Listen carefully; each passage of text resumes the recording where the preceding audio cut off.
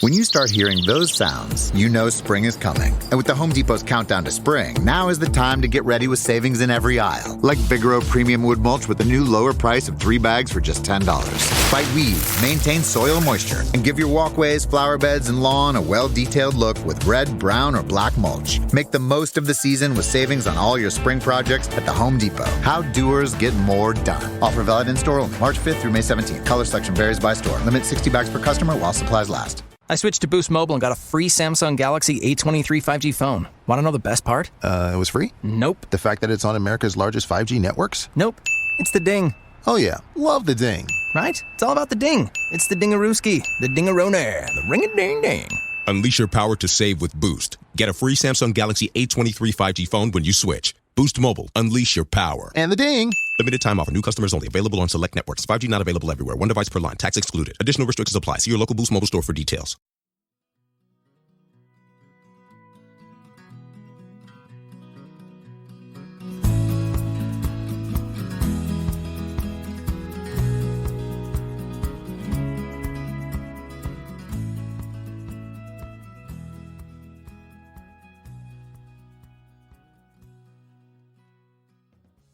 Hey folks, welcome to the Adventure Sports Podcast. Today's episode is a throwback all the way to 2015. Kurt was the host. The audio quality is not great, but Willie's storytelling is amazing. So I figured this would be worth re-listening. And once you kind of get over and just send, think of it as AM radio, that kind of style. The audio is tough, but it's really good stories. 60,000 miles of biking for Willie and his wife, Kat. And if there's any adventure in this world that still I dream about, I wake up and think, wow, that would be amazing, that I haven't lost a passion for over the years, is biking around the world, taking an extended period of time to ride a bicycle, either on-road or off-road, just around the planet. That still draws me, and there will be a day that I achieve that at some point. Not sure when, not pushing for it right now, but that's going to happen. And so it's stories like this that keep me motivated and get me excited for what's out there. So if you can get over the audio quality, this is an episode that's really incredible. And also, if you have applied for our adventure grant, next week we're going to be announcing the winner. So be listening. We're going to release just a whole episode about the adventure grant. Release it in the feed, and you'll see it. It's like adventure grant announcement. So be watching the show, because it's not going to come out one of the days that we release a podcast. It's going to be one of the other days. So yeah, excited. Let's jump in.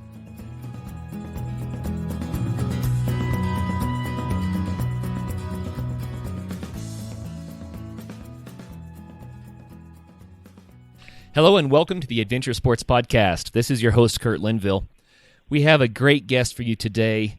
Willie Weir is an adventure traveler who prefers to travel by bicycle. He and his wife, Kat, live in Seattle. And Willie is also an author, having written 2 books, and an inspirational speaker who does a fantastic job. He has been a columnist for Adventure Cyclist magazine for 17 years. He likes to think of himself as a traveler who discovered a bicycle rather than a bicycler who discovered travel. So, Willie, welcome to the program. It's a pleasure. Well, Willie, I just kind of gave a brief sketch of who you are. Will you take a few minutes to tell our listeners about yourself and about your adventure traveling on a bicycle? Sure. I was born in Sacramento, California, moved up to Seattle. I majored in theater only because as a biology major, I was kind of flunking out, and I figured I could get my Bachelor of Arts in theater and decided to move up to Seattle to work in theater. And lucky enough, was cast pretty soon after I arrived in town and managed to make a living in theater for about 6 years. But something that happened earlier on in my life that kept coming back in my mind was that when I was 19 years old, I bicycled across the country with my best buddy Thomas. We did the old part of the Bicentennial route, which is now the Adventure Cycling Association, but their route went from west to east coast, and we could only afford the first section of their maps, and so we kind of realized we were going to have to wing it after the western states. And, 2.5 magical months later, and I have to say that there was doubt in my mind on whether I could actually do this. And, 2.5 magical months later, we found ourselves cycling down 2nd Avenue in New York City. And my life would never be the same. I really thought that was going to be the only trip I ever took. I thought I'd be, in my 80s telling my kids, while I was in my motor home somewhere, this trip I did once on a bicycle. But when the travel bug hit again, and I thought about backpacking, and I thought about, being on a train or, whatever, I had to be honest with myself and to realize what had made that trip so incredible was the vehicle I was using. And over the years, I have discovered, for me, the bicycle is one of the last forms of innocent transportation. There is something about a bicycle that allows you to experience the world like you can't in many other ways. And part of that is that the bicycle has this innocence about it that allows people, and you're also vulnerable when you're on a bicycle. And that can be a negative, but the positive is that when you're vulnerable, people are willing to be vulnerable with you. There isn't a whole lot you can hide on a bicycle. A bicycle also sends that message that you're on a journey. If you don't have a backpack, people would look at, is this person a vagrant, or I don't know what, but something about a bicycle does that. And it transforms what could just be a trip into an adventure, a cultural adventure, a spiritual adventure, you name it, that you get when you're able to share in the lives of people. And originally it was the United States, and my second trip was across Canada. And then I have to say that one of the things that changed for me was that I finally, I was going to do trips in Australia and Scotland and Ireland and New Zealand, and I finally had to admit to myself that I was afraid to travel in a country where I didn't speak the language. And I was on my way down on Amtrak to do a trip across the southern United States, and I thought to myself, you know what, I'm not sure that's going to be an adventure. Unfortunately, I had my passport with me because I changed my mind, and when you're alone, you can change your mind pretty easily. And I went south and instead of going east, and I went into Mexico. And within 48 hours of crossing that border, the fears just melted away. Yeah, because I realized that my incredibly poor Spanish, which I had a hard time even, being able to get a passing grade in high school, the moment I tried to speak it, the smiles on people's faces, and all of that fear, which of course usually sits and marinates with you when you're at home trying to think about what you're going to do, just melted away. And that opened up the rest of the world. And that's when I realized that I really needed to do this more, and have done lots of it. Well, you have traveled over 60,000 miles all over the world now, so you've done a lot of it. Will you give us a little bit of a feel for the places that you've gone? Well, I've done 15 trips of 3 months or more over the last many years. Now half of them with my wife, and it started out with a trip across the United States, and then a 3-month trip across Canada. That was probably the longest one, about 10,000 kilometers. The trip in Mexico, the year after that, I did 3 months, 3.5 months in all the countries of Central America, and then a 4.5 month journey in New Zealand, a 5-month journey in India, a 5-month journey in South Africa, the year after Nelson Mandela was elected president, a 5-month trip in the Balkans, right after pretty soon after the fall of Enver Hoxha, not long after the sniper barriers had been taken down in Sarajevo, a 3-month trip in Cuba, a 3-month trip in Turkey, 3-month trip in the southern United States, Southeast Asia a couple of times, Colombia and Venezuela, and I find I realize as I'm aging, and I'm actually the exact same age as Barack Obama. We were both born on August 4th, 1961.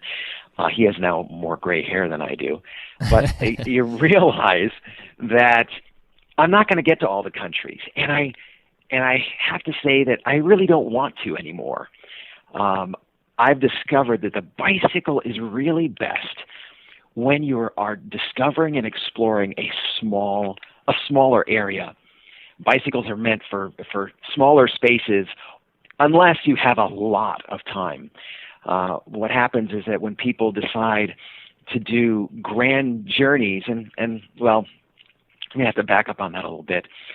I now talk, because a lot of people ask me about bike travel and how and why and what, and I say, the first thing you have to ask yourself is, why do you want to travel?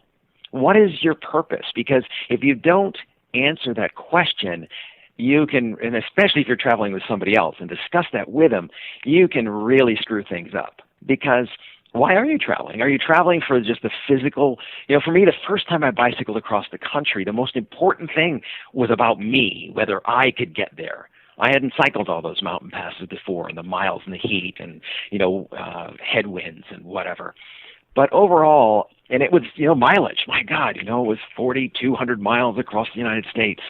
And I remember that first trip, I had all the stats. I mean, daily mileage, average mileage, how many times we'd cycled over 100 miles and whatever. And, I don't even have an odometer anymore.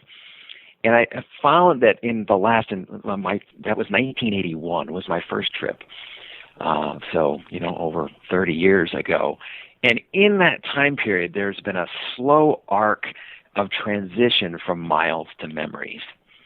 And I remember very, very specifically when I was traveling in India, I was, again, it was huge distances. Often I'd have to travel. But I remember one night I came into this small village, and very often a small village in India is about 30,000 people. And I was trying to find a place I found this hotel, and it was probably the most god-awful, flea bag, horrible hotel I've ever experienced. I mean, there were rats, there were fleas, there were mosquitoes, and it was one of those just horrible nights of my life. And I got on my bicycle as soon as I could in the morning, and I pedaled up this hill and up over the ridge, and there was this brand new hotel. In fact, it was so new that the owner came out and said, "Hello!" And, "Oh my God, we must stay here." And I was like, "Well, I've cycled 1 kilometer today." He said, No, we were just opening up. You'd be our first guest.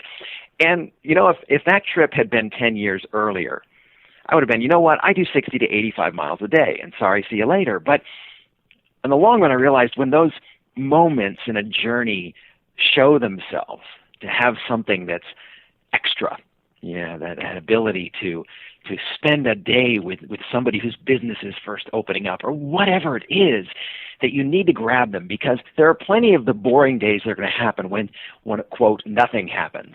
And they're the gems along the way. And I think the better travelers just spot the gems before that people would just pass by. And I looked at this man and I said, I would be delighted. And so I cycled 1 kilometer that day and stayed in the hotel. And of course I got a chance to meet the man's family and neighbors, and it was just fabulous. And so for me, it's the memories that I look to keep. And, the kilometers, I don't have, I have a desire to cycle from Alaska to Tierra del Fuego, or to cycle, from the West Europe across the Soviet Union in a sense anymore, because in order to really do that, I'd have to be cycling on the major highways. My wife and I cycled for 3 months, 2.5 months in Colombia, and the rest of the time in Venezuela. And I know so many people who have cycled and they're on the Pan American Highway because they're doing that big trip. Now, the Pan American Highway is like the Interstate 5 of South America. And we cycled on that road for 1/2 of one day. And my wife said, just get me the hell off this highway. Major trucks, no shoulders on the road. It was horrible. But this was the road that people were pedaling on to stay safe, because that's what they'd been told. We were there in 2008, that point when Colombia was just kind of opening up as far as travel and as general travel.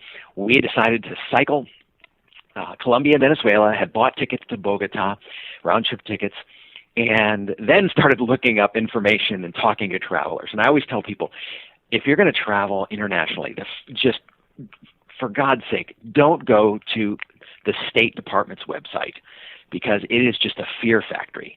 That thing will make you afraid to go anywhere other than the United States because, of course, they're not going to tell you about murders and whatever here. Somebody gets shot in Guatemala City and they put a black mark over, it's like, well, boy, they don't use the same, yardstick on themselves. So, and don't listen to people who all of a sudden say, I had a friend whose hairdresser's brother had an acquaintance who was blah, blah, blah, and I'd never go there. I mean, it's the first thing when people start talking to you about a destination you're thinking about going, ask them this: have you been there? And if they haven't been there, end of conversation, because people are just going to spout what they've heard on television or whatever. Talk to other travelers. And we talked to other travelers about Colombia, and we found out they said, okay, Colombia is safe to travel in, but you have to be on the main highway. You have to be on the main road. That was kind of depressing. In fact, it was kind of the first trip that I really wasn't looking forward to now that I had this information, but we had non-refundable round-trip tickets. 3 days before we left, I got an email from somebody. Now, I started writing commentaries for public radio, the station in Seattle, from India, and had done commentaries for every trip since then. And so had several trips under my belt and lots of commentaries on the air. And this woman emailed me, and I didn't recognize the email address. She goes, you don't know me, but I've been listening to you on the radio for years. And I have a friend. I went to school with him, and he's a really interesting guy, and you might want to meet him. And his name is Enrique Peñalosa. And I thought to myself, the Enrique. Now, this is the equivalent of somebody saying, I have a friend and he's a cyclist and blah, blah, and you may, like to meet him. His name is Lance Armstrong. I mean, Enrique Peñalosa in the bicycle advocacy world, this is a former mayor of Bogota, which used to be one of the most dangerous cities on the planet to live in. And he and other mayors prior to him transform that city. And anybody in the bicycle advocacy movement has heard of Ciclovia.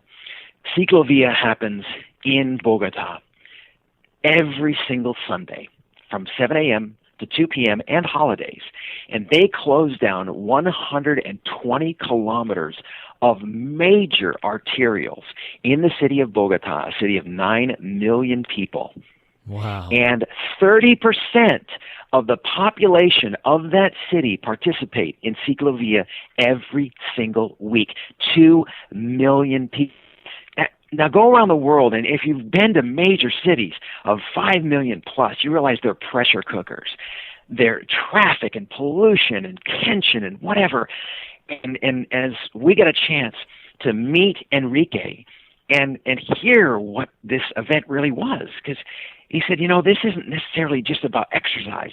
This is about people. This is about equity because, if you talk to people who live in the city, they will tell you that they love Bogota, and you immediately know that, prior that they had a helicopter or whatever where they left the city and went to their island or mountain retreat. He goes, but what about the rest of the people?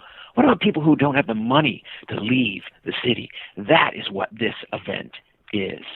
And we had the chance to ride in Ciclovia, and it is one of the most moving experiences I've ever had, is to have one part of one day every single week where you own the city, and people on bikes and skateboards and walking. Man, if you want to teach your kid to ride a bicycle in Bogota, you do it on Sunday morning because, man, there's a 4-lane road out there, and it doesn't have any cars or buses or whatever on it, and it's throughout the city, 120 kilometers. So we had the chance to meet Enrique, and we were there with in this meeting, and I really thought he was going to just talk about Ciclovia, but the first thing he did is he said, show me your map. Where are you going to go? And so I kind of, I took it out because I was a little embarrassed, and I looked, and I basically put my finger along the route, which was the main highway, because we figured our journey in Colombia was only going to be about 2.5 weeks from what we'd talked to, and literally talked about dozens of people. And I showed him, I put my finger over that route, and he looked at me and he said, this isn't my country.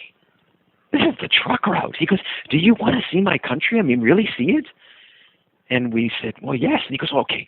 And he looked up and he started tracing these routes. Within 20 minutes, he'd probably traced out about 2 years worth of cycling we could have done in Colombia. And he'd say like, okay, see this road here? This road goes up in the mountain. Oh, you're going to have to walk your bicycle, but oh, it is so worth it there.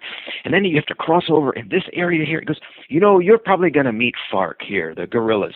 He goes, but you know what? You're two Americans on bicycles. They won't know what to do with you. Okay, so, and, Just you know, go on, we had definitely. already had dozens of people tell us, okay, main highways, that is it. I mean, 100% of the people that we had talked or emailed or whatever had given us that information. And one person told us, no, leave that main highway and see my country. And you know what? If it wasn't Enrique Peñalosa, who I already just, you know, idolized in a lot of ways, and my wife had some of the same feelings, we left that meeting and realized that that's exactly what we were going to do. And we ended up calling it. In fact, the feature that I wrote for Adventure Cyclist magazine was called Enrique's Colombia, because what happened is that on a bicycle, if you're on a racing bicycle, you can ride from Bogota to Medellin in about 3 days.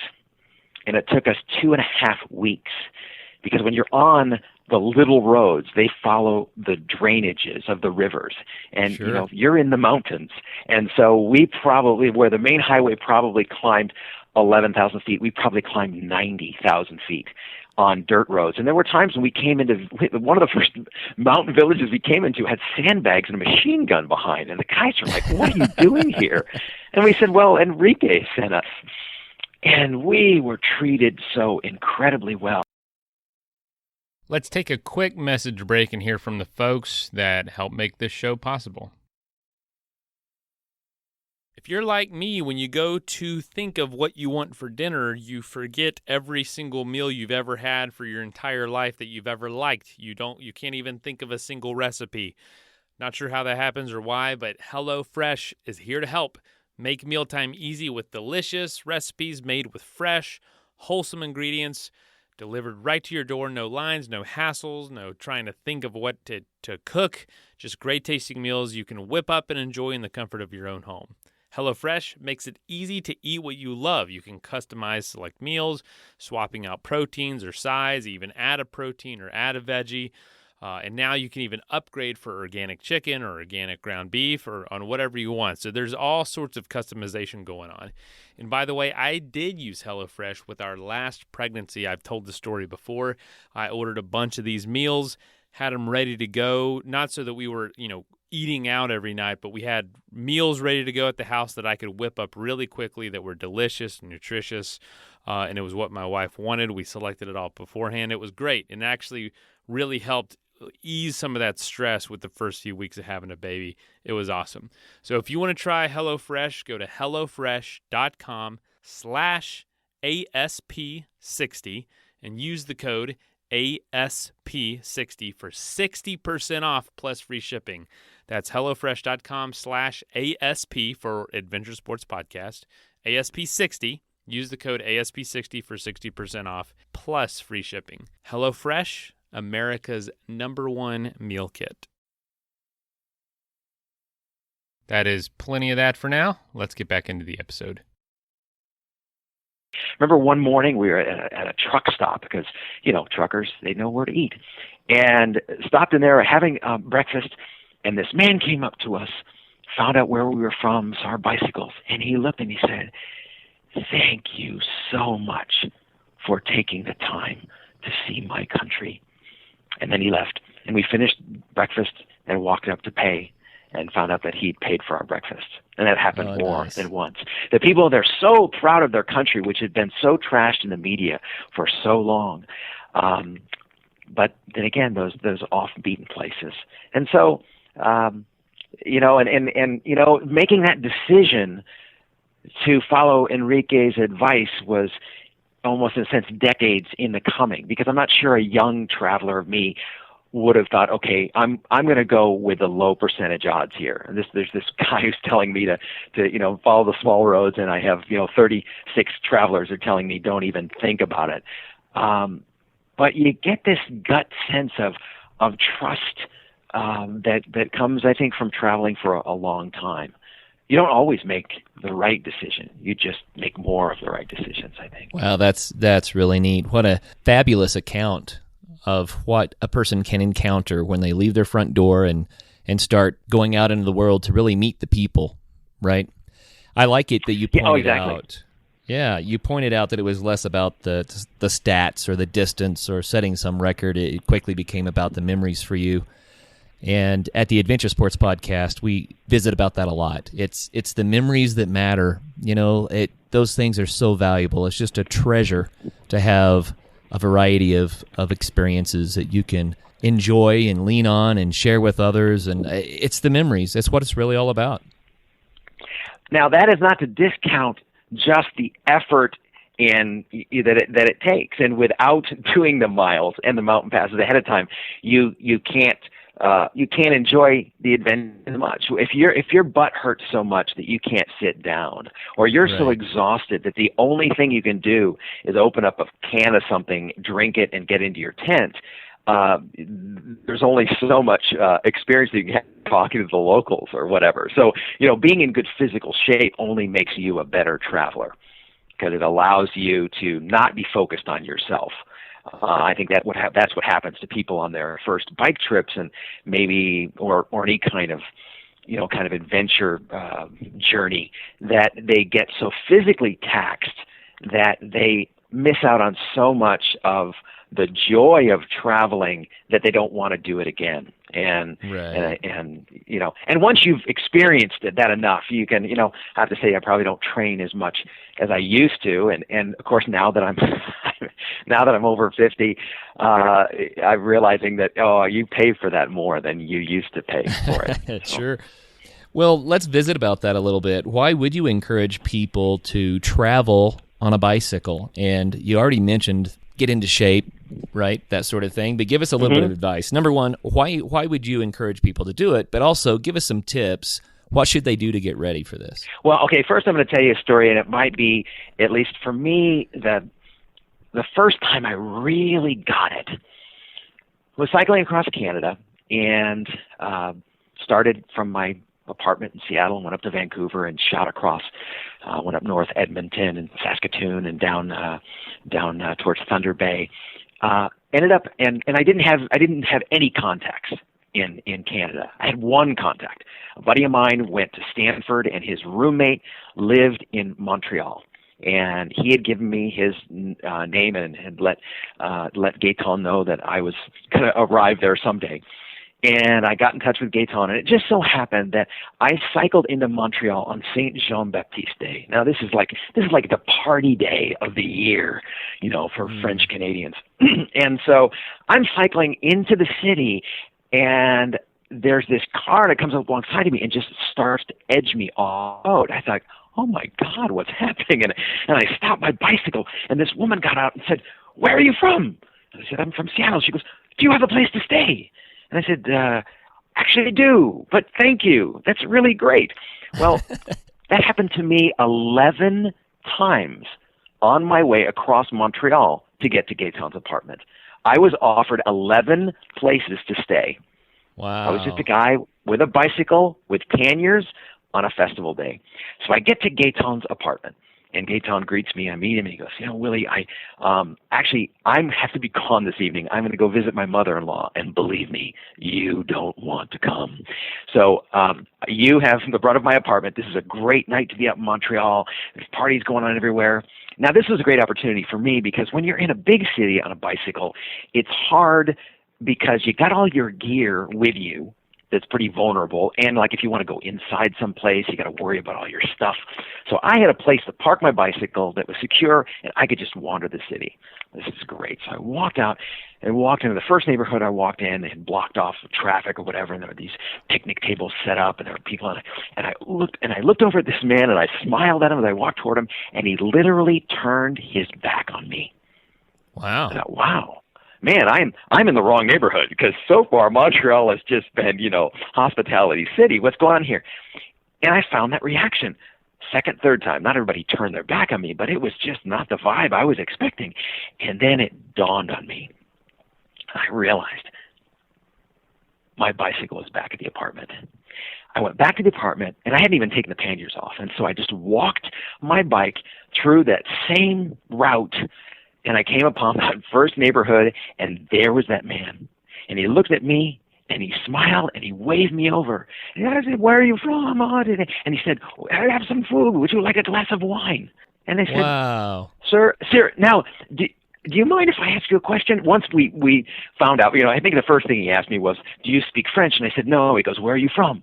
And I said, "I'm from Seattle." He goes, "That's okay, because if you're from Canada, we'll speak French or nothing at all." And but since I was an American, that was okay. We'd speak English. And so I said, "Do you mind if I ask you a question?" He goes, "Sure." I said, "I was here like a half an hour ago. And you turned your back on me. I think you remember this." And he goes, yes. I said, "Why?" He goes, "Oh, half an hour ago, you were a tourist. And now I see by the bicycle with all those bags on it that you are a traveler. And you have earned that glass of wine." That's the difference. And you know what? I'm not interested in traveling the world as a tourist. It's not that interesting for me. And the difference, and I can have traveled, I could have walked or done whatever, but without that physical sign of the bicycle with the panniers or whatever, it screams adventure. And people love to vicariously be involved in it. And because they want that, you're going to have experiences that other people can't have. Wow, that's interesting. So the bicycle is the human interest pass. It gives you exactly. the get to meet people for free card. Mm-hmm. Yeah. Oh, exactly. I mean, even South Africa. I mean, I cycled in the former homelands of South Africa the year after Nelson Mandela was elected president. And I mean, I called the whole trip Fear and Hospitality because I have never been treated so well and at the same time told so many times that I was going to die. I mean, it was a daily experience. I mean, when I was in the Cape Province, headed towards, basically, there's the Transkei and the Ciskei, that's the Xhosa live. And so people just said, "It's a white guy, man, you go in there, you're dead. It's over." And in fact, I had a farmer at one point. I ended up basically, when I camped outside of where he was I think it was a herd of sheep and it was a farm, and I pitched my tent near there, and then the white farmer came up to me and he asked me where I was going, and I said, "This way." And he goes, no, you don't want to go this way. I'll show you the way you're going to go. And basically it was going to be the truck route. There's another there theme. you go. The truck route to Johannesburg, and it was up through the Orange Free State, completely avoiding the homelands. And I said, he goes, "No, you can't go that way." He goes, "They," meaning the blacks, "they will kill you for that watch on your wrist." He goes, I live here. It's not, And in the morning he said, "So what's your decision? What are you going to do?" And I said, to be honest, I came to see South Africa and I want to see all of it. And so I'm going to head on the road to I'm trying to remember the name of the town that it was, but into the Ciskei. And he goes, "You know what? You're a fool. And you're a fool soon to be a statistic." And I tell you, if enough people tell you to be afraid, sooner or later you are. I just say the moment I entered the Transkei, I was invited into schools and people's homes and whatever.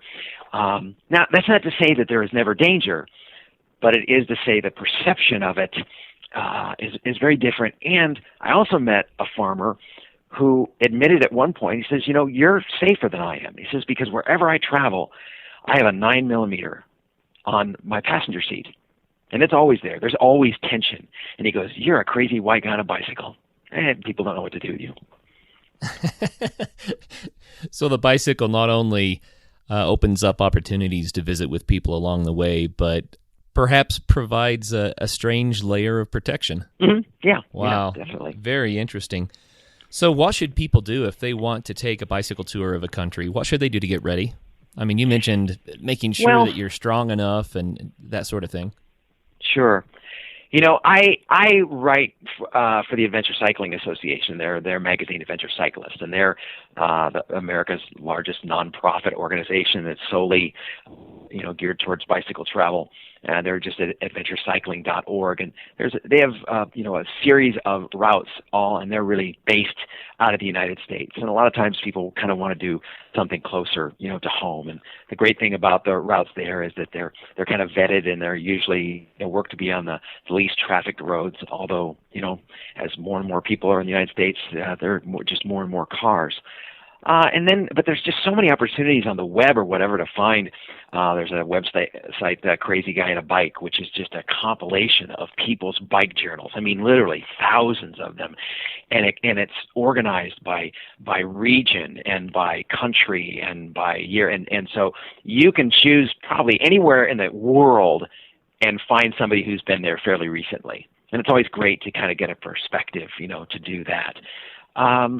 But the one thing you need to do that so many people don't do is, no matter how long a trip you're going to take and where you're going to take it, for God's sake, pack the stuff you're going to take or think you're going to take and go on at least a 3 or 4 day bike trip with it close to home.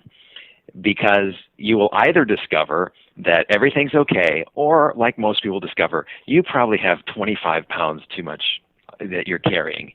And it's so much easier to pedal it home than it is to mail it home when you're on the other side of the world. And it's amazing how many people plan for 2 years or do whatever, and they've never done, that shakedown trip close to home with all the crap they're going to take with them. And you know what? I've met, people say, well, if you take too much gear, it's horrible. Well, it is for some people. And then, I met a guy who literally spent 9 months. I mean, he'd been on his bike for years. He spent 9 months cycling Texas. I mean, this guy was he was extreme. I met him in Central America, and he had 2 pineapples strapped to his bike and probably 110 pounds of gear. Wow. And he still had a smile on his face. And I said, no matter what you put in your bike, if at the end of a long day you can still have a smile on your face, God bless you, man. Carry it. But if you hate the world that you live on after you've traveled, you probably need to lighten your load. And that takes a while to get it down to what you need to take. And, some people like to do the credit card travel thing. But to me, that takes away so much, because when you're staying at hotels and inns, you're a customer. I don't want to be a customer. I want to be a visitor. I want to be a guest. And then there's warm showers, which is the couch serving equivalent of places to stay. Warm Showers is a website where people sign up, and it's all cycle touring based, so you can go to a city and go out there and see if you can find a place. And that's a great way to do it. I spent a week in Minneapolis and wrote a feature about that, and I stayed with different Warm Showers hosts in the city. I think there's 500 of them in Minneapolis. But you're also staying with people who are very like-minded to you. They're cyclists, they're truers, and that's a positive. But at the same time, I think, to me, travel's about diversity. Travel's about staying with people who live different lives, who worship a different God, who have a different kind of job, who have possibly voted for a different person for president. That's the excitement and the joy of travel, is being able to experience people who are not like you, who you'd never think you'd be able to have a conversation with, and leave their presence not only understanding them, but finding out that you kind of like them as well. And we're so isolated the way we live now, because even on the web, you join your group of people, whether you're on Facebook or whatever, and it's all people who think the way you do and like the things you like. And that's good, but man, to have a well-rounded life or a travel, you need to get outside of that. Oh, absolutely. I was going through your website a little bit earlier, and I had every now and then I like to state something that's extremely obvious, because it's not so obvious when you think about it. One of my favorites is that every person you date is the wrong person until the last one. And yeah. That can be really encouraging if you're in the dating world. But here's one that I realized looking at your website. I was looking at the pictures that you took of Colombia, which are delightful, by the way. Everyone, you need to go to Willie's website and see the different pictures and videos and things he has posted there because they're really delightful. But I was looking at Colombia, and it just occurred to me, humans live there. Yeah. It sounds so obvious, but it's really not because of all the stereotypes that you already discussed. You know, we think of Colombia as something other. And frankly, a lot of people think of most places they haven't yet been as something other. And they think of themselves as not like that. But you go to those places, you interact with the people, and you realize, wow, I have a brother, I have a sister right here. Mm-hmm. Humans live there. Yeah. You know, once we get out of our stereotypes. Yeah. Well, speaking of stereotypes, Kat and I, my wife and I, did a 3-month bike trip in the Deep South. So back roads, Alabama, Georgia, Mississippi, South Carolina, and Louisiana. And we, a lot of back roads, and one night it was raining like it was drizzle. And we made the mistake of leaving in February. We thought, well, it's the Deep South, it's going to be warm. I'm sorry, when it is really humid and 43 degrees, it's really cold. God, we were looking for a place to camp, and I was up on a porch and I knocked on a door, and this kid answered. And he turned, after I, explained, he turned around, and I'll never forget what he said. He said, "Daddy, there is a man in bicycle breeches on our porch looking for a place to camp." And I thought, oh, okay. And the man came in, and he basically told us the high school, we could camp there. And okay, great. And it's drizzling, and we get to the high school, and it's like flooded, and then we get a flat. And at this time, my wife and I were riding a tandem, and so we're looking at having to fix, and it's always the back tire, and we're just on the verge of hypothermia. And this truck pulls up, and it's the guy with his wife who probably chewed his ear off for sending the travelers on their way. And they had this pot of deer stew and some sweet iced tea for us. And the guy says, put your bikes in the truck. I wouldn't let my dog camp in this weather. So we got back to their place, and we ended up staying a couple of days because it never stopped raining. They worked in mills that were probably 65, 70 miles away. So they worked on the night shift and were back for part of the day. And so we saw them usually in the morning and had meals with them. And we camped out in his workshop, which had this really great wood burning stove. So we had over the 2.5 days had time to spend with him. We laughed and just had a great time. And there was one moment where I looked over at this man and thought to myself, I voted for Al, he voted for George. He, drives a 5,000-pound diesel truck, and I ride a 28-pound bicycle. And, he likes to hunt for deer, and I hunt for discounts at the grocery store. We couldn't be as different as two people could be. Let's take a quick message break and hear from the folks that help make this show possible.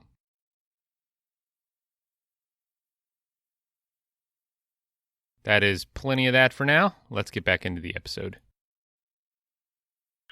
But the next morning came, and the sun was coming out, and we were getting ready to leave. And I went out to go help Todd because he had some bales of hay that he'd take out to feed some of the cows that he had there. And man, Todd would lift a bale of hay like it was cotton, And I went to go lift it and realized, oh my God, these things are like 75 pounds. I'll put it over there. And so we're working away, and he's throwing them like nothing, and I'm just struggling along. And I said, Todd, I have to be honest with you. I think if I was born here, that I think I'd been a hunter, and I think I would have had hounds like you have, and God, this is just amazing. And he looked at me and he said, Willie, he said, I think if I was born in the city, I think I'd been a bike rider. And there was that moment, understand, like and especially in this country as just at odds, the political parties are against, and it's right and left and this and that. And as you mentioned, what we've forgotten is that everybody's people. Everybody's Right. somebody's father or son or daughter or mom, and they all have dreams, and they all really want things to be all right, and they love their families, and you forget that when you spend too much time, watching television news or surfing the internet, and you get out there. And I often tell people who are thinking about taking especially an international trip, I say the first thing you want to do is no television for the next 2 months. No television news. Just turn it off, because it's only going to make you want to lock your door and hide in the closet. Oh, yeah. Well, Willie, do you have a story for us about a time that things did not go right? How did you manage that situation? Sure. I mean, it was probably. It was a turning point. I wouldn't say a turning point, but it was definitely as much of a challenge as you could ever imagine. So I met Kat, my wife, at the Aurora Highland Ice Skating Arena in Seattle. She had come back. She had been in the Czech Republic, but she wasn't a cyclist.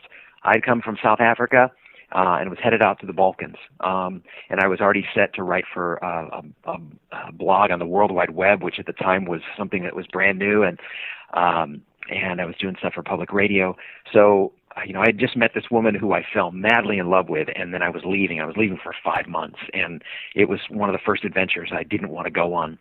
And I left for the Balkans, and about 5 weeks after, and I'll save the long story, but Kat called me when I was in Slovenia, and thought, what it would be like to be on the trip. And after a couple of phone calls later, she agreed to come, and I met her back in Budapest after having gone through Bosnia and Croatia.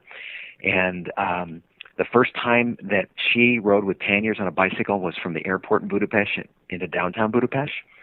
And I asked her to marry me there. And fortunately, she said yes, because there was a moment where I thought, well, that was kind of awkward. What if she'd said no? Well, this is the time that things went right then, right? well, see, then we traveled for 4 months together. And, it was ups and downs, as anybody's first trip will be. And of course, the first trip when you're spending 24 hours with somebody who you are madly in love with, but, then reality of just that everyday life comes. One of the things about the Balkans, and one of the reasons I decided to go there, was that for the first time in over 60 years, an American could travel in all the countries of the Balkans, because Enver Hoxha had died, and who had ruled Albania with an iron fist for over 60 years. It was considered to be probably the most closed-off country on the planet Earth, and it was open. Now, it was open in the sense that sometimes you could get in, sometimes you couldn't. That seemed to be a crapshoot, but that was part of our journey. We had an optional route if we got turned away at the border, but we got a chance. And, they led us across the border. We came from the Macedonia side and up by Lake Ohrid, and it felt, for the first time I felt more like a explorer than a traveler. It was just obviously that I was in a country that felt like it was 200 years ago, in a place where, there was going to be no Starbucks. There was going to be, and it was incredible, and it was beautiful. We were in a town called Kukës, which is up in the north, and we were going to head over some pretty gnarly mountains with not a whole lot of provisions available. So we'd done a lot of shopping that morning. We were about 20 kilometers outside of Kukës. We were coming up a small grade, probably 3%, and there were 3 men on the left-hand side of the road. There was no traffic. I mean, this is mountain road, and they crossed over to our side of the road, and we thought, here we go again, because the official language in Albania is Sheep, and it has no living equivalent in the world, and so it's really hard to understand and to communicate, and everybody wanted to know what we were doing. And so the gentlemen were there, and we stopped our bicycles, and I looked over towards Kat. When I looked back, that's when I saw the knife come out, and that's when I saw the other 2 gentlemen had clubs, and I raised my arms and just started to get off my bicycle to let them have it all. And that's when I got it. They started beating me with the clubs. And the next 90 seconds were just, it was pain and blood and screams and horror. And there was that moment during it that my brain went to that part that they're not going to stop. Wow. And what a weird place to have my life end, in this little road in Albania. I managed to, I had a waste pack, and I managed to undo it and throw it up at them, and they were very, very unhappy because they only had $9. All of our cash was internal inside the frames of our bicycles. And but they needed to leave fast, so they fled. They'd been beating me up pretty good, and Kat was yelling, and she'd gotten one good hit on the head, which split her up, and so she was bleeding pretty well, and we found ourselves, bruised and bloody in the middle of this road, and we the first vehicle that came, there was a vehicle finally that came by, and we realized that we were okay. And that vehicle was a Mercedes, and it was coming fast down the road. And I remember standing in the middle of the road and waving my arms, and I remember actually locking eyes with the driver, and I watched him make the decision not to run me over. Because in that part of Albania, the good chances were that we were the setup for robbery that was going to happen to them. And they pulled over, and I remember, and the woman came over, she took out a package of cigarettes and snapped over 3 or 4 of them, and Kat looked at me and looked and said, "I don't smoke," and they laughed, because they were using the tobacco to help stop the bleeding. And then, as soon as they could, they left us, because it's Albania, at least Albania at that time, and they were concerned they were going to be, caught up in the whole thing.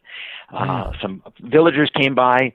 They'd taken cameras and passports, and a woman found something and that she gave to Kat. That's one of the most amazing things, but people are going to have to read the book that Travels with Willie to find out what that is, because it's way too long a story. Travels with Willie. But yeah, and so the police arrived 45 minutes later in a bus. They didn't have a patrol car. And so the guy's got the situation where he's got a couple of Americans, foreigners who had bikes, and they've been robbed. And so what he does is, the first truck that comes along the road, and again, there were not many, vehicle every 10 minutes or so, the policeman pulled out his gun and basically accused the driver of being involved in the crime. This guy now has to take us anywhere we go. We go back to Kukis, and we, get interrogated, and, that we end up being brought back to the family that we stayed with the night before. We had to get new passports, and the sons agreed to drive us to Tirana, to the main capital. But, when something like that happens, man, you just want to get the hell out of Dodge. You just want to leave. I mean, want to get on the first train or bus or spaceship, anything that comes along. And fortunately for us, that that wasn't available. And so when we got to Tirana, and the sons let us off, we had to wait for our passports, and we realized that if our trip ended there, that was going to be it. Man, if we didn't get back on the bikes, then the thieves were going to have stolen a lot more than passports and cameras and journals and whatnot. They would have stolen our adventurous spirits, and we were bound and determined not to let them do that. But now this is Kat's first bike trip, and I said she's really the one who's the brave person, because I'd already been traveling for years, over decade plus, and there's the big scale of life, and you get all these positive things, you pile up on one side, and okay, a couple of crappy things happen. But again, this being her first trip, that experience weighted a lot more. And we sat down on the bed in our hotel room, and for 4.5 hours, we told each other stories of our trip. And we went over every meal and every amazing experience we had with people, and the people that invited us in their homes. One couple, elderly couple, who had, because Kat was sick, had given up their bed and slept in the kitchen so that Kat had a place to sleep. These boys in Bulgaria, when we came into town and there was no hotel, and they didn't want us to camp, so they went and knocked on doors until they found somebody who would take us in. A couple in Romania, we called them Grandma and Grandpa Buna, because we met them in that little town and trying to find directions. And Mr. Buna invited us home for a drink, and we stayed for 3 days. one of the things that we hadn't had the opportunity during our journey was to go inside an Orthodox Romanian church, because God, we had bicycle clothes, and that just didn't feel right. And we had mentioned that because there was somebody in town who could translate that. And Grandma Buna then grabbed Kat by the hand, and I followed. We went up on the ladder up into the loft, and she opened up this trunk, because the next day was Sunday. And she dressed us in traditional Romanian clothing, and we walked hand in hand with our grandparents. Those are the stories we told each other. And after 4.5 hours, that robbery and the welt still on our bodies just didn't feel as horrible as it had in the road. And so we got back on our bikes, which wasn't easy. I mean, I'll tell you, the first night that we camped, we took the train to get away from city traffic, and the first, day, there were kids that had thrown rocks at us that day, and we had a guy that kind of pulled out and headed his car towards us and kind of laughed in the process. And we took off this little path up into the hills to find a place to just discreetly camp, and this little goat path. And I was setting up my tent, and I realized that my hands were trembling. And Kat looked at me and said, "Tell me we're going to be okay." And that is the moment that I hated those thieves the most, because that was the first time in my life that I'd been afraid camping out away from, from a city or town. But it was something we needed to get over. And so we got on our bikes and kept going, and we ended up in Greece, and where I was supposed to originally meet Kat at the Parthenon when she wasn't going to be part of the bike trip. And, we've been on, 8 major trips since. The next one was probably in the most safe country that I've traveled in, and that was Cuba. And so, and I don't hesitate to tell that story. I think sometimes people think, oh, leave out the bad parts because you'll scare people away. I mentioned earlier in our chat that the great thing about a bicycle is that you're vulnerable. But you are vulnerable. And the thing about adventure is that it's not all safe. The moment it's all safe, it's a vacation. The moment there aren't any risks is the moment that you don't have the rewards that come with those risks. And, I'm willing to risk having a situation like that happen again so much more than I am willing to sit on my butt in front of a television and be afraid with a channel changer for the rest of my life. Very well said. Yeah, I mean, it takes a lot to come back from an experience like that and say, you know what, I still made the right choice. I'm going again. Mm-hmm. But you've got to live your life. People get run over in the street 2 blocks away from their home going to get groceries. Absolutely. You can't predict life. Absolutely.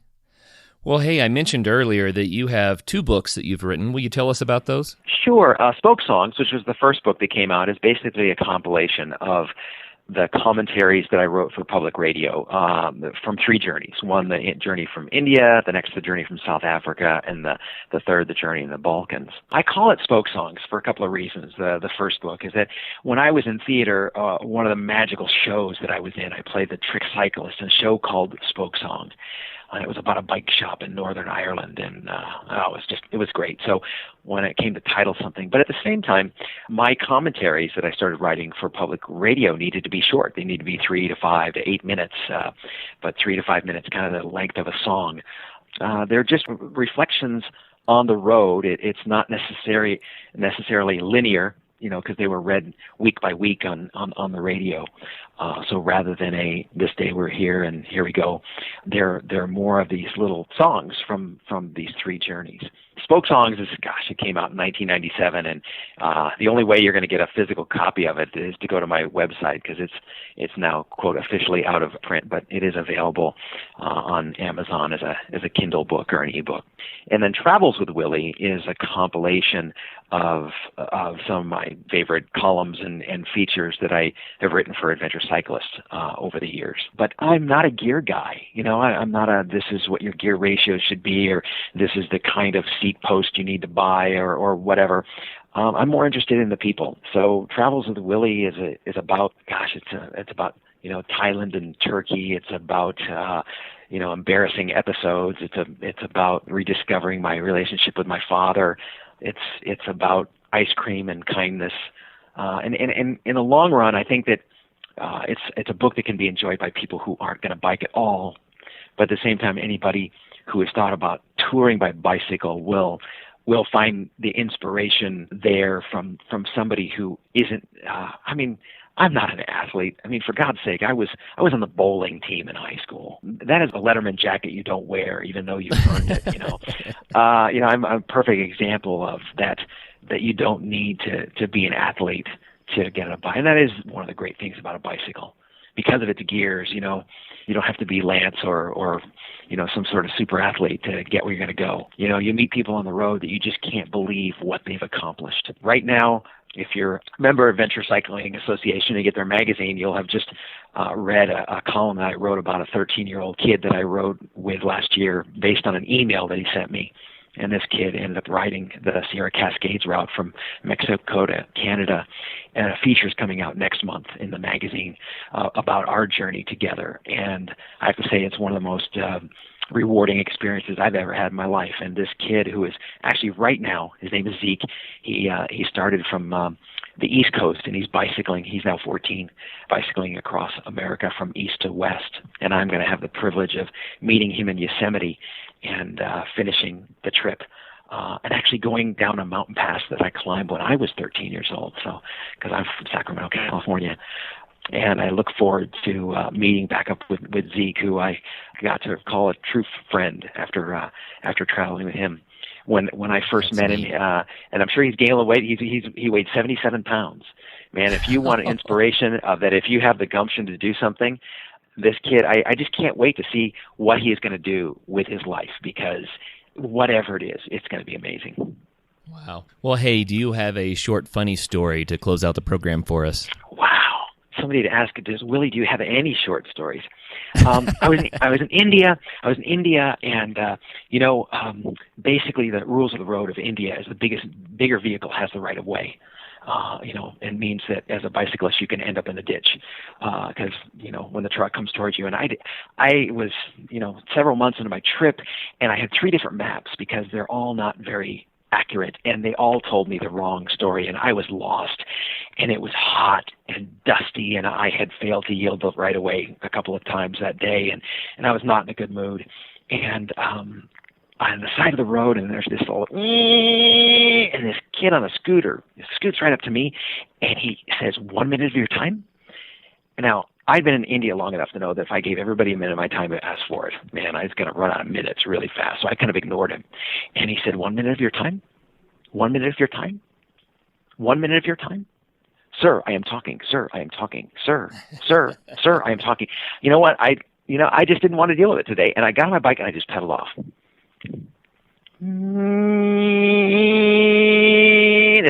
Sir, I am talking. Sir, I am talking. Sir, I am talking. As he scooted along the side of me, and I thought to myself, oh my God! With my luck, this kid has a full tank of gas. Sir, I am talking. Sir, finally, I slammed on my brakes and I said, all right, you have got 1 minute. Go. And the kid looked at me and said, I am God. Oh crap. I had what are you supposed to do when a 12-year-old boy, tells you that he's a deity? He looked at me again with earnestness and said, I am God. Well, great. What am I supposed to do? Am I supposed to bow at your feet? Am I supposed to give you my Visa card? I have no idea. And he said, and then it was, sir, I am talking. Sir, I am talking. Sir, I am talking. Sir, I am talking. And finally, I hit my limit, and I exploded. I exploded with just the kind of venom. I said, get out of my face. Leave me alone. I won't say what I said, but it was a string of obscenities and whatever.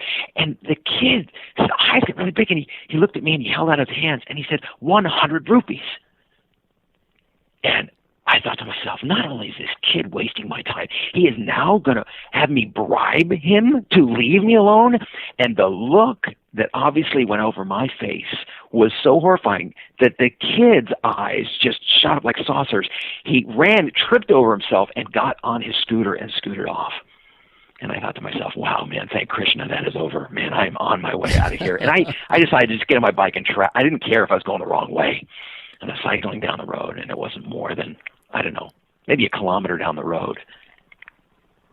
when it dawned on me.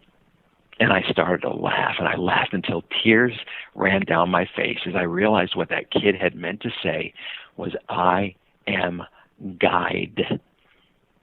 Now he's speaking to me in probably his third language, God, guide. They're pretty darn close. And you know what? 100 rupees for a guide for the day is actually a pretty good price. And I would gladly pay him 100 rupees to hear his side of the story. Well, hey, there's something to learn from that experience too, huh? Yes. It's when we stop connecting with people and hearing them and understanding them that we miss out on those great opportunities. Yep. And, no matter how hard you try, I realize no matter how hard I try, at some point during my travels, I am an ugly American. And I try not to be, but sometimes you are. Oh, that's amazing. Well, Willie, you have shared some beautiful insights and amazing stories with us today, and I have thoroughly enjoyed our time together. Sorry for the lack of gear tips. Well, this really isn't the gear show. This is the human interest show and the adventure show, and I think you provided that in spades. So how can people get in touch with you? I'm at willieweir.com, a website that's woefully out of date. My wife and I blog on a site called yellowtentadventures.com, and it's typically when we're on the road, and you can find stuff there. Also, I do a bi-monthly post called Sights and Sounds on the adventure cycling, so adventurecycling.org. If you go to their blog and then they have categories, and if you go to Sights and Sounds, I have probably almost 200 posts that are just that. I mean, there are audio clips and some video, but mostly just photos from different journeys that I and Kat and I have taken throughout the world. And if you're looking for a little dose of inspiration of travel, you could go there. Very nice, and I want to make sure that our listeners hear again that you are also a motivational speaker, so you travel for various speaking engagements. Yeah, I do. I speak at everything from primary schools to bicycle clubs to universities, and sometimes the talks are bicycle advocacy based, and sometimes they're just travel based.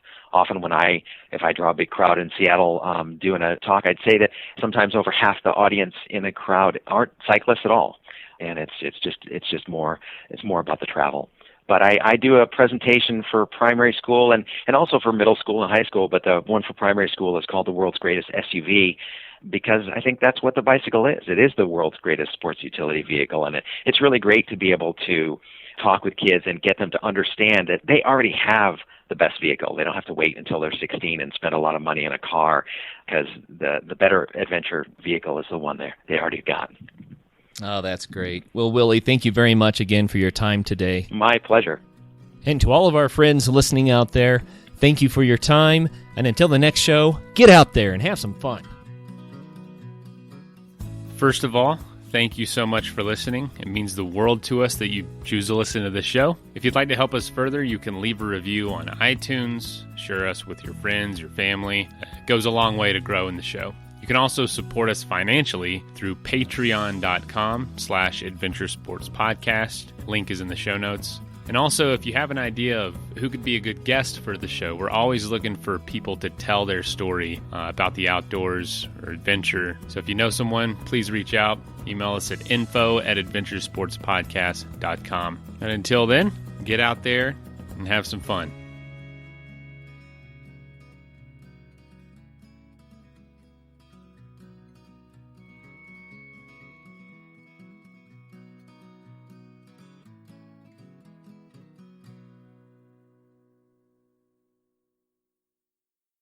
The Jeep Wrangler 4xE. It's electrified. So you can boogie woogie woogie up a mountain, over creeks, or boogie woogie woogie through a desert where you get bit by a pit viper. So you boogie woogie woogie back to camp and ask your friends if they'll suck the snake venom out. When they say no, you boogie woogie woogie to the nearest hospital for a dose of anti-venom and boogie woogie woogie your way to a full recovery. The electrified Jeep Wrangler 4xE. Learn more at Jeep.com. Jeep is a registered trademark of FCA US LLC. Wendy's home-style French toast sticks are so delicious, some are saying that they're better than their mom's breakfast. Excuse me. Did you just say Wendy's French toast sticks are better than my breakfast? Mom, is that you? Answer the question. I said some people are saying that because they're so crispy on the outside and fluffy on the inside and perfect in every way. Uh-huh. And what do you think? I think it's time to tell people to choose wisely. Choose Wendy's sweet and crispy home-style French toast sticks. That's still not an answer. At participating U.S. Wendy's during breakfast hours.